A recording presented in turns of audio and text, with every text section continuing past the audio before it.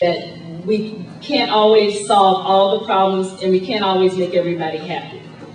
But the problem is, the good part is that there's so many competing goods. Every single parcel of land that we show in the city, someone looks at it as a visionary and they see a new school. Someone else looks at it and they see it as new housing. Somebody else looks at it and sees it as new business development. Somebody else sees a parking structure. So all of these are possibilities of competing goods, but we have to come together to determine what's the best for the community and listen to your voices with regard to solving that problem, so that whatever vision that is eventually built actually is something that everyone can at least say, I had a voice in determining what happened. And that's what we do in a democratic society. It's not all one side or the other side, it's all of us together coming together to solve the problem.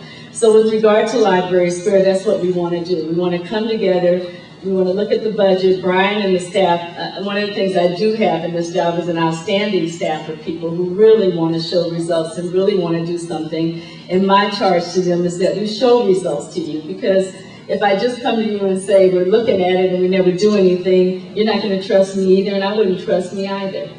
What we want to do is get something built and get something done. And so that's my commitment to you.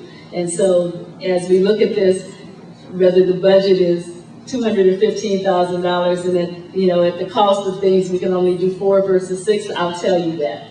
I'm really a person that will just tell you the truth. We'll compare costs. We'll try to come in with some of the ideas you had. We'll talk to the other cities and see how they were able to get it for less, and if we can have contracts with those individuals, we'll see if we can do that. I mean, there are a lot of ways, as an old boss used to say to me, there are a lot of ways to skin a city cat. And so, and we facetiously say that in my mind, I hear that a lot of times, is that there are ways to make things happen, and they don't always have to be the bureaucratic answer to everything. And I know that many of you have received the bureaucratic answer to everything. My charge to sanitation was that, what if we didn't have the bureaucratic answer, what would be the answer? If you didn't give that answer, what would be your gut level feeling about it? What would you really want to say? And sometimes it's not the right answer, sometimes it's no. It's just the craziest thing I've ever heard of. And sometimes it's, well, it's a possibility we could do this. If we really thought about it, you know what, we could try it. And I think that's what we're going to have to do, folks, as we look at traffic, is that we're going to have to try some things. There may not always be things that sound good at the beginning, but if we work through them and address the issues, let everybody have a voice, then we can at least try some things and see if they work or not. Sanitation is doing more with renewable energy and out-of-the-box ideas than Department of Water and Power right now. Because we own wastewater treatment plants and because we're able to operate those, we found ways that we can link that to renewable energy issues. These are out-of-the-box thinking by young people who have these ideas, and we decided to implement some of those. We're going to employ some of that same young thinking in regard to traffic. Because I think a lot of the ideas that we have, your children, grandchildren, great-grandchildren, these are the children, these are where we're going to reap the benefits. It may not be in our time, it's going to be later on. And so we want to start planting those seeds. A lot of times I talk to you about recycling, but really what I'm talking to are the young people who will continue this charge. And so the impact of what we do may not come for many years to come. I know another issue that many of you have is our relationship with the planning department. One of the very first meetings I had when I came to this job was meeting with Gail Goldberg. And I hope that you realize what a jewel Gail Goldberg is to the city of Los Angeles. She is exceptional in the field, and I'm going to tell you there were some exceptional candidates. The mayor asked me to sit on that interview panel with a number of other esteemed individuals just because of my management experience in the city. There were exceptional candidates, and Gail was among them, but choosing Gail Goldberg was just a wonderful thing, and we've already begun to connect on the traffic concept part of her plans as she's moving forward. Many of the plans that you're talking about, how do we layer development, parking, finance, housing, how do we make all of these pieces of the puzzle fit together in a broader scope? And that also means bringing in all the other partners you may be concerned about. Because many of you know we control one part, the Caltrans, the Metropolitan Transportation Authority, MTA, Metro.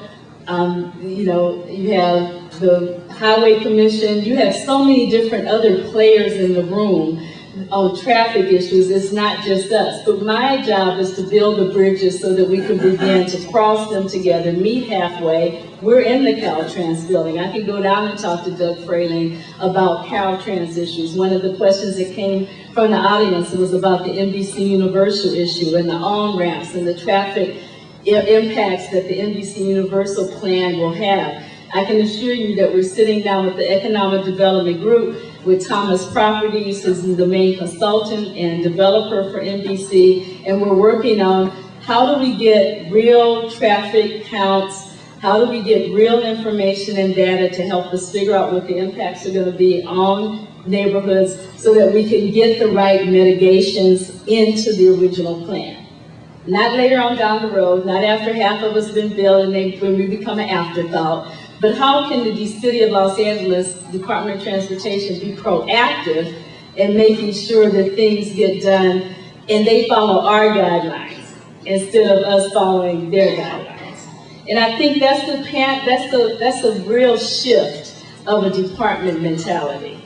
I think that's the difference that we have. I think that one of the things that the mayor asked me to do was to right the ship, that, put the ship on the right course for productivity, results, and listening. And so I've become more of a sponge. I've become more of a person that will absorb a lot of information to be able to wring myself out and be able to make the flow of the information with the staff become alive. I don't blame you for looking at me with great skepticism. I don't blame people who don't believe us. And I know that there are people who just say, everything is just a mess. But not everything is really a mess. There are some things that really are a mess. And I will totally own those. And we will begin to try to work on those. But not everything is a mess. You have some incredible, exceptional wins that have happened in communities. You have some people that really want to work hard in these communities and make your lives better and make their lives better. There are many people who work in your communities in the city who live in your communities. And that's the reason why we're in this together. You can be skeptical, but just give us some time. I've been in the job about a month now. I was torn away from sanitation, although Enrique Zaldivar will run that department with and take it to new heights I could never imagine. But that's the reason why I wanted to build a team there that could take it beyond me. And I know the papers write about me like I have one foot in the grave. I don't. And being eligible to retire is different from retiring because many of you have dedicated your lives way beyond the time that people would have thought you'd be working to a betterment. And I am committed to that. I committed myself not just to the mayor, not just to the council, but to the residents of the city. And I've worked with every facet of the city since I was 23 years old. And that's the reason why I have a commitment to the city. Not only because of the job, but because I've been wanting to make the city a better place. I really commit to you open communication. I think that that's part of what's happened a lot of times is that we've not had a lot of open communication. Part of what happened in the papers today with regard to Councilmember Zine's office and the signage, it's just like, the question I asked the staff about that was, what did you know and when did you know it? Because that's the question people are going to ask me. If you knew you wanted to take the signs down, what did you tell? And how did you get to the point that you got to? Because that's what creates distrust, if we can't openly talk to each other about the issues that we have. It may be a very good explanation for why the signs needed to come down, but when they're just taken